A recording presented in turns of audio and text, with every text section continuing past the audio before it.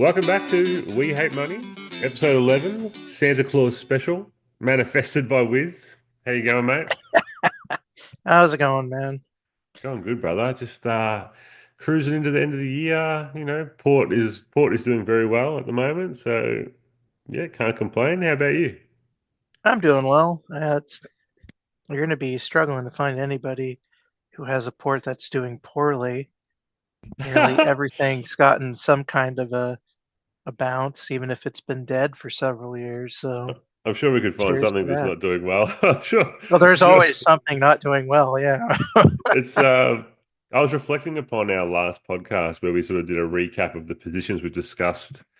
And if you think about all of those ones, which we won't go through them again because we did it last time, we could go through maybe one or two, but Tesla, Nvidia, DJT, Netflix, SoFi, Playboy, they're all crushing it right now. So none of those ones are doing poorly. I'll say that for sure. Yeah, I would say Nvidia has kind of been consolidating almost. Since If you we consider like discussed, 10% swings, yeah. since we I discussed them, Nvidia and ARM have sort of just crabbed, but Tesla, DJT, Netflix, SoFi, Playboy have all like doubled from where they were when we talked about them almost, or they're just Oh, pumping. yeah. It's the it's sort of the doubling down on positions people have already had. I feel that's kind of what's happening now is into the end of the year, we've just had these positions sort of on the books and people are just continuing them. It's worked before, right? Might as well keep going. Yeah, Um, I think with those stocks, there's been genuine catalysts, but yeah, maybe people are also doubling down. Yeah, well, there's no reason to sell, right? I mean, so why would stocks go down? It wouldn't make any sense, or if it just hasn't been that piece of bad news that bears have been, threatening everybody with for 2 years now. Um, any day now, it's going to go lower, and uh, not since the early parts of 2022 has that actually happened. So it's been interesting seeing everybody's response going into the new year. So yeah. I guess people are sort of expecting the easing cycle to sort of kick off, in full force everywhere, not just in the USA. I know here, the Reserve Bank of Australia just had their final meeting for the year, and they held rates steady. Um, I don't know when they'll cut. I think probably like first quarter next year they'll do a cut. But other people who I speak to think they won't cut at all, depending on what the economic environment's looking like. So I don't know. What are your thoughts on that in general? I think to me, the U.S. market's the most talked about one. I don't want to bore people with that too much. Um, I feel we're just going to have to see how, I guess, the newer economy, global economy plays out. Because, we have the threat of tariffs in one hand and sort of the threat of returning to normal, I guess, in the other, which I would say normal only really normal in the sense of the past 20 years. So which one's going to happen? I think it just depends on what the new president and his administration kind of puts out there and what Congress is going to be willing to take too. So that's another important thing is congressional spending will be important. See what kind of Congress we have this time. I haven't really You know kept up what? with the politics. Like, what's the vibe with that? Or like, will you not know until?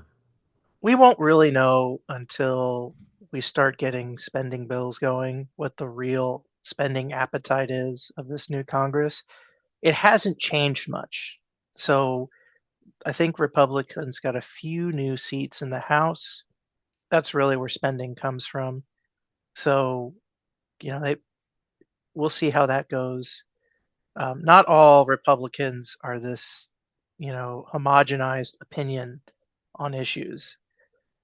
There's going to be some that will be more resilient to cuts, especially since people are trying the scare tactic of cutting things like government health insurance, like Medicaid, Medicare, and then Social Security, which is retirement. I doubt you will see any cuts to those programs materialize. Mm, Politicians have to eat, and cutting those programs will make sure they don't.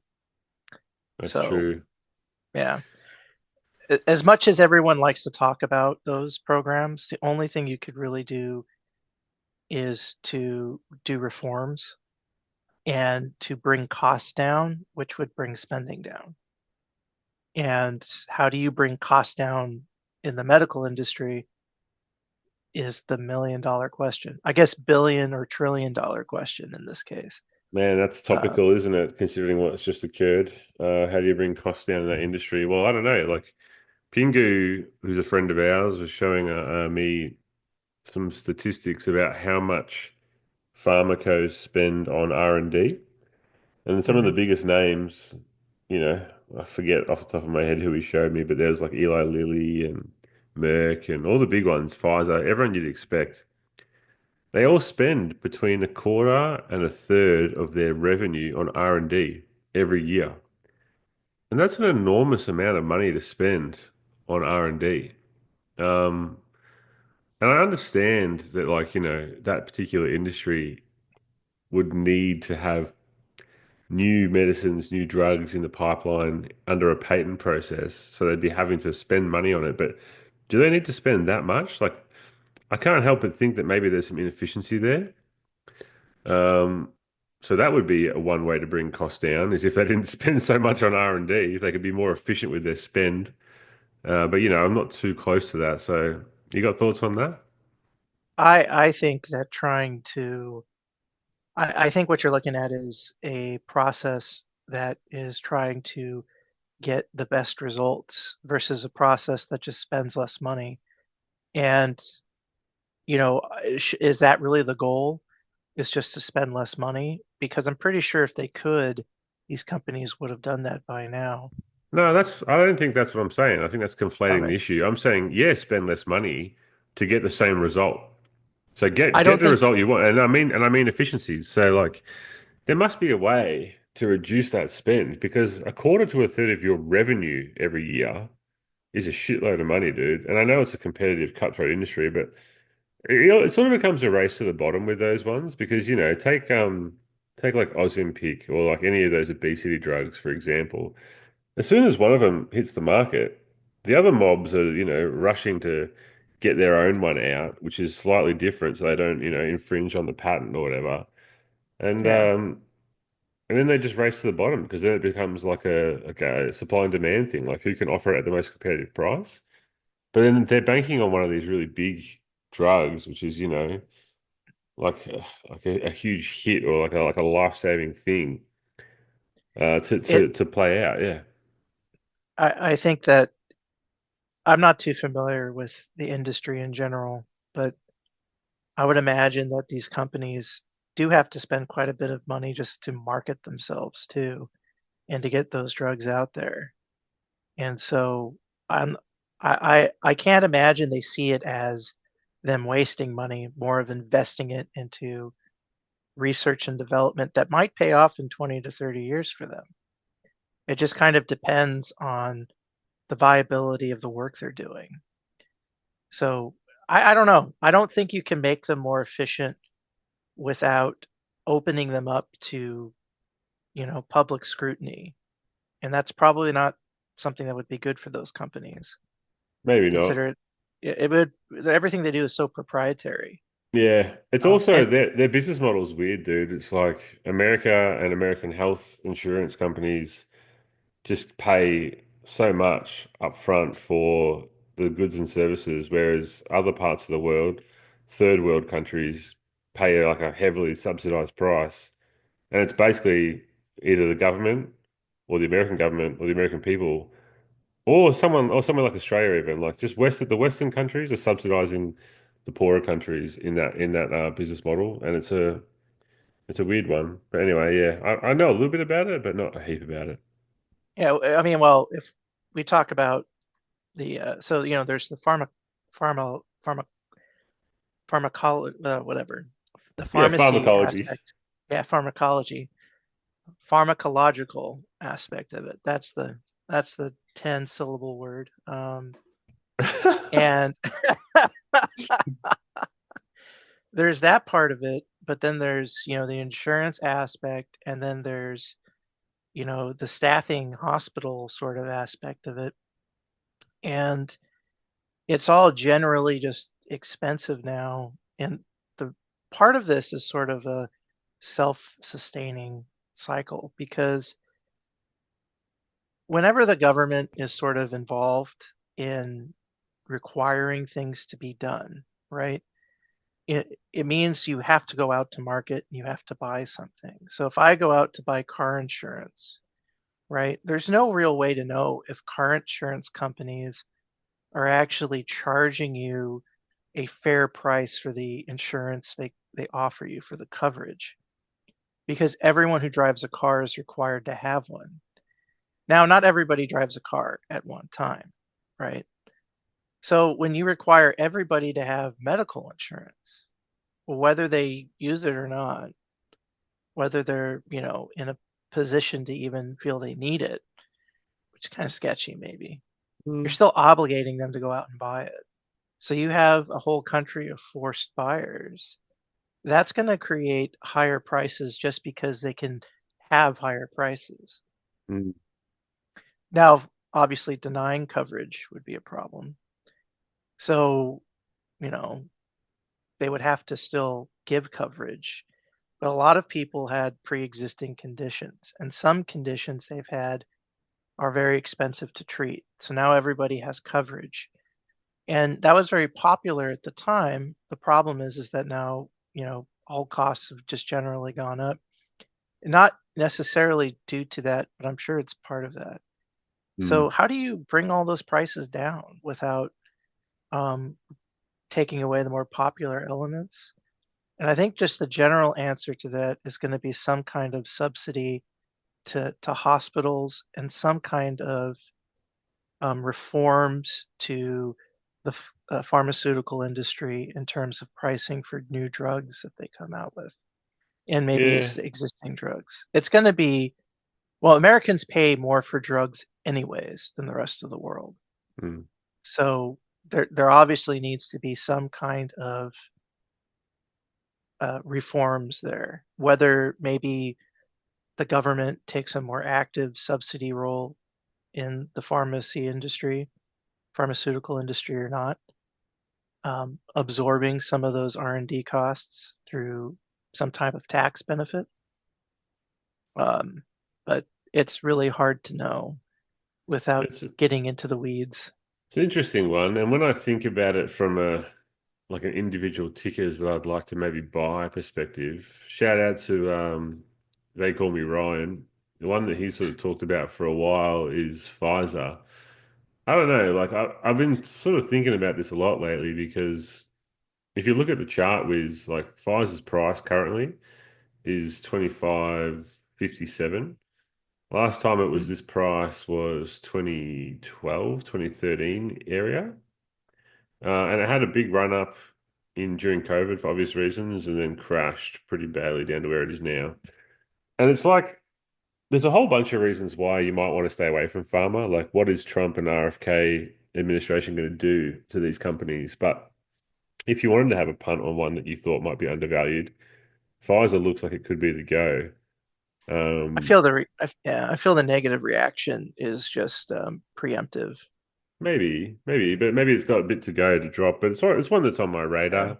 One we did promise that we would discuss further last episode was Netflix because we were talking about it just, as one that we keep tabs on. And it's had a huge run up. I think it's trading. Let me just quickly look at it now. I think it's trading in the 900s. And when we were Yeah, talking like about it, it was like in the 600s. So it's, yeah, $913, 916 after hours. Um, and when we were discussing it in September, it was around, yeah, like the it was back at the 600s. all-time high. Yeah, It was back at just all-time highs, yeah. yeah, and now it's obviously done like 30 since then. Which is bonkers. I think you and I both said like I think we said something along the lines of like, yeah, like this is overvalued at the moment. We wouldn't buy it here, I think we said. But now we're talking about like maybe this is shortable territory. Netflix is an interesting one because like current market cap, $390 billion. Um, they're obviously doing very well in terms of streamers. Like they're like the market leader. They've now got live sport as a potential option, so they might be taking away from pay-per-view, even though there was, Yeah. some technical difficulties with the Mike Tyson Jake Paul fight. It sort of signals that they're going to be improving in that space and maybe taking um, some bigger events off other things. So I'm just trying to think out loud here. I haven't really thought about this before, but so like imagine something like NFL or anything that ESPN's got currently gets over and is licensed to Netflix, and then they've got it, or maybe it's like Formula One. I don't know. Like just all sorts of like sporting opportunities or pay-per-view opportunities or concerts or whatever could be going to Netflix. And then maybe you got some sort of crossover, like maybe you got some sort of VR, like meta partnership where you are like watching these events in AR, VR sort of space. Like I don't know, like there's a lot of cool, interesting growth prospects with Netflix. I think. I would say that it would definitely be expanding their services, right? But to me, my problem with this space, I feel like it's just it got overcrowded during COVID, right? You Because say like everyone the was home streaming space, you watching. mean? Yeah, Yeah. I feel it's still overwhelmed. I feel it got overwhelmingly crowded then. I feel it's been overcrowded for some time Uh, because I think some if have we think, fallen away though. Like it did so get yeah, overcrowded, but some have well, fallen away and some have consolidated. Yeah, like Paramount's basically folded. They're, licensing all their content back to Amazon and stuff like that. So, sorry, carry on though. I mean, I don't care about that stuff because the reason I don't care is because the licensing stuff, it's still an exchange of goods, of money, right? So they're kind of like, oh, we'll be proprietary, and well, not as much. And now they have a deal with Amazon. So I mean, I think you can get all of their stuff through Amazon subscriptions. Yeah, you talk about So there's, Paramount. Yeah, you can, I think. yeah, yeah, they have like a $10 a month or something. Anyways, they all do deals. I feel the space is just generally overcrowded. I don't, it's kind of why I'm looking at Netflix like it's sort of lost the plot. Um, Yeah. uh, it, and the reason why is I understand why people would be excited about what you discussed, and maybe there's potential for more growth value in the name, but at the same time, people go to work and they come home from work and they generally spend 12 hours of their day commuting or working and at least 8 hours of their day sleeping, which only gives them about 4 to 6 hours at the most for, exercise, entertainment, and family time. It's a highly competitive several hour period every day. And I think I think doing those things, Arnie, that you discussed makes them more competitive, but I don't think it makes growth unless we're going into new markets. So I just want to give my little bit of like 2 cents here on Yeah, what I thought was the bull case for Netflix in 2022. You know, when they crashed real low, Bill Ackman took a position at around 350, then it went down to like 180 or whatever, and he sold all the way out of it. And we should were help. having and we were having a discussion at the Yeah, time with friends of ours about whether or not Netflix was a good buy. And I didn't buy it, but I remember saying, sorry, I think we it got down to 180, and then we were having this discussion when it recovered. It got back to like 350, so it might have been end of 2022, start of 2023-ish area. And I was saying to you and others, like, if it were back at 180, I would consider buying it because I had looked into it at that point in time. And the business model is that they, spend aggressively on new content, amortize that intangible property over like 4 or 5 years. I forget how aggressive it is. And then after that yeah, 4 year period, they say that that intangible property is worth 10% of its value. So they basically just spend super aggressively, get this tax shield on their own original content, and then they can license this content. And when you and I were looking at this at that point in time, there was some statistic that said that over like the 5 year period, um, they'd licensed their content and it was growing at like 7 times or something like that. Like I think they're up to like $1 billion Yeah. a year in licensed content. So if you think about that and they can just keep producing original shows, yeah, a lot of them are going to be crap. A lot of them won't be hits. But when they get a hit, something like a Wednesday or a Queen's Gambit or whatever else, they can just license that forever. And if you think about like the shows that will be licensed in perpetuity, things like Seinfeld or I don't know, It's Always Sunny or just like, amazing shows, like really funny shows.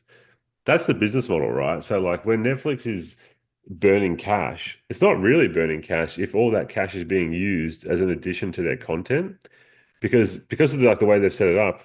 I guess it sort of all boils down to like if you think the content is garbage, if you think the backlog of what they're making is worthless, then the free cash flow burn isn't worth it.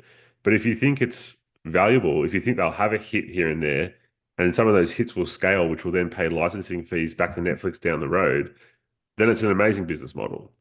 And I sort of fell more in the bullish camp, which wouldn't be a surprise to you, Wiz. I'm pretty bullish on most things. But Oh but yeah, I I'm not inherently bearish on Netflix long term. but then the question becomes, is it Yeah. worth $913 per share? I don't know if it is. So it's like I actually think right now it would. I don't know when, because you and I were having to think about this the other day, and I think when they report the next quarter's results, year over year, quarter over quarter, it's going to show that Netflix has like doubled their top line revenue, probably flowed through to earnings, and they're doing very well. Even if it's showing like a slow in growth, a slow in subscribers, and they're relying on pushing their prices up to generate more revenue, I think the market is going to take that as a signal of Netflix is unbeatable in this space. But then I think over the 12 months following that, every quarter afterwards, if the growth slows, if there isn't some new catalyst on the horizon, I think it could be a shortable stock for a while. Anyway, I'm not saying it's a loser, but I think it's going to have a pullback, is what I think. Yeah, I think there's a pullback coming just in general with it, but it's hard to say when that is, and I don't think it's going to be like a 50% drop or anything like that. I could see it pulling back 10% over a month or something as it tries to find some footing to, propel itself higher. But it's hard to say with this stock because the space, a lot of consolidation has happened in the past year, and we could potentially see more going into next year. So it is a highly competitive space, and the more good content they have, the better they'll do. Licensing, I think, is more of a very long-term survivability kind of thing. They have to have good content to license, but they don't need good content, generally speaking, because as we all know, Hollywood likes to remake everything. So it Yeah, but just it's has to just be content. as long as they're the owners, though, like that's the key in my mind. It's Yeah, like they need to like they licensing is the game, and it's whoever has the best content into perpetuity. yeah, So it's like Disney has that huge advantage because they've been making their own content forever and a day, and they've got those old movies, right? Like I'm trying to think of some of the names, like Lady and the Tramp, like Robin Hood, like Dumbo, or whoever, like all these old ones. I'm not saying kids today like those movies. In fact, they probably don't. Like I might have tried to show my kids those movies, and they're like, "This is garbage, Dad." But I sometimes get nostalgic and want to go watch those old movies, and it's like, if anyone ever wants to license those off Disney, that's just money in their pocket. Do you know what I mean? So same thing with Netflix, dude. It's like if later on down the track in like 20 years, someone wants to license the Queen's Gambit, well, they're going to have to pay Netflix. So yeah, yeah. I agree. I think it's going to be good for them. I just don't know if it's going to be $900 plus a share good. yeah. No, I don't know That- about that that's either. that's the question. I don't know. I mean, if you've got that kind of cash to be thrown into Netflix, then I think it's probably worth buying. But um, I mean, it went all the way down to 180, and it wasn't like they were losing their business. So I'm trying to find some ratios here for it. See what I can yeah, find. Have you got them That's the there? thing to me is like we saw a lot of really big names drastically pull back in 2022 and to prices that haven't been seen for years for most So, of them. so And Netflix, this is just like, I'll just read out a few yeah, current random ones, right? So they've got a trailing PE of 51.65, forward PE of 38.7. So that means analysts are pricing in growth. They got a yep. PEG ratio over 5 year expected of 1.86, price to sales 10.7, price to book 17.19, an EV to revenue of 10.57, and an EV to EBITDA of 15.92. So if I go and look at what revenue they've done quarterly, so they did back in last quarter of 2023, they had 8.8 billion. Then they did 9.3, 9.5, 9.8. So they are growing revenue quarter over quarter there. And if we look at the earnings before interest and tax in those same quarters, they went from, so this is last quarter in 2023, it was 1.37 billion in EBIT. Then it went to 2.7 in the first quarter of 2024, 2.68, 2.9. So they're on, Mhm. let me just go back and see if I can go back a tiny bit Yeah. further. Sounds like they're hitting all their targets. Yeah, yeah. So that's what I mean. So like they're gonna like it when that's compared like year over year and they show it in that next earnings, it's gonna be looking pretty good. But it's like whether or not they can sustain that growth is the kicker. And like it's a saturated market. Like I don't see how they can sustain that over the next year unless there's something like we discussed, like some sort of moonshot, like a Meta and Netflix partnership with AR and VR, and then you have to buy the goggles or something. Or I don't know. I don't know what could keep them going, dude. But yeah, like they have hit a few home runs over the last 24 months. I think their only real hope is to continue to have more market growth outside the U.S. Really. Yeah, and Um, raising prices as well. But they've already done that a yeah, fair bit. So, at some point it's going to break. Like at some point people will be like, I don't want to pay $25 for Netflix. just I go want to read a pirate book. it. No, I'm just I'm kidding. gonna get the Jolly Roger back on my head and start pirating. Read a book. Well, No way, dude. We're going full pirate over here. I've seen YouTube doing movies with just trailers now. Ooh, that's interesting. So, I mean, there could be a shakeup in spaces with uh, free access, just doing people, watching ads and stuff like that. So I Ah, think the space is gonna get defined this year, but the dollar has also been very strong, and that's hmm. not bullish for Netflix because it does weigh down their international markets. Yeah. So that is something that will show up on the Q1, and it'll be interesting to see how that impacts everything. It obviously won't make the biggest of differences, but they do need all the help they can get. And the dollar was a bit subdued this last year, but with yields, spiking higher, obviously the dollar continues to outperform, and that's going to impact companies like Microsoft too, um, Apple, all of those companies having a strong dollar again is going to start to impact them. So it is something to keep an eye on. I mean, I don't know. Speaking of YouTube though, Yeah, parent company Google, did you see this news about what was it called? Like Willow? Was that what it was called? Do you know what I'm talking I'm about? I'm not sure. So there was a quantum computer that they have a quantum computer called Willow, Um, yeah, state-of-the-art quantum computing chip. And what's the bloke who runs Google? Sundar Pichai? I don't know how to say his yeah, yeah. name. Um, he's basically said that they've got a chip with a breakthrough that can reduce errors exponentially as we scale up using more qubits, cracking a 30-year challenge in the field in benchmark tests. Willow solved a standard computation in less than 5 minutes that would take a leading supercomputer over 10 to the power of 25 years, far beyond the age of the universe. Um, and then there's, people were speculating about whether or not this would be fast enough to crack the Bitcoin encryption. and basically make Bitcoin and the passwords worthless.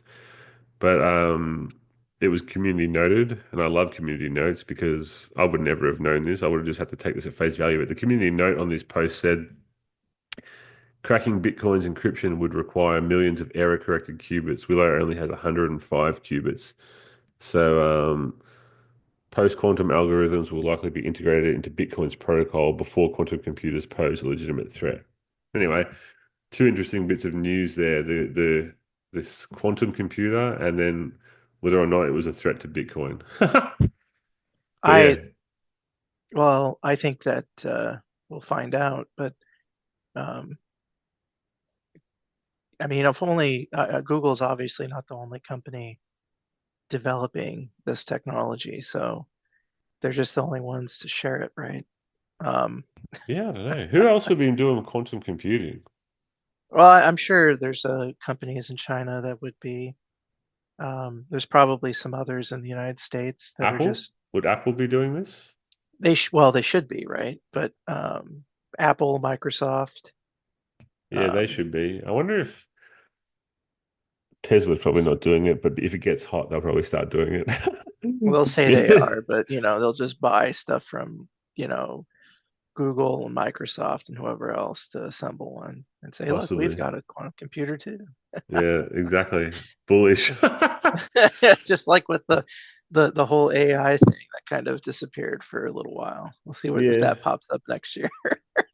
Well, I don't know. We'll see how it goes. Anyway, I reckon Yeah. we could probably wrap up here, brother. It's been a nice little Santa Claus Yep. rally, We Hate Money podcast, Yep. for the boys and girls out there that are after one. Next time we'll try and get a guest on maybe.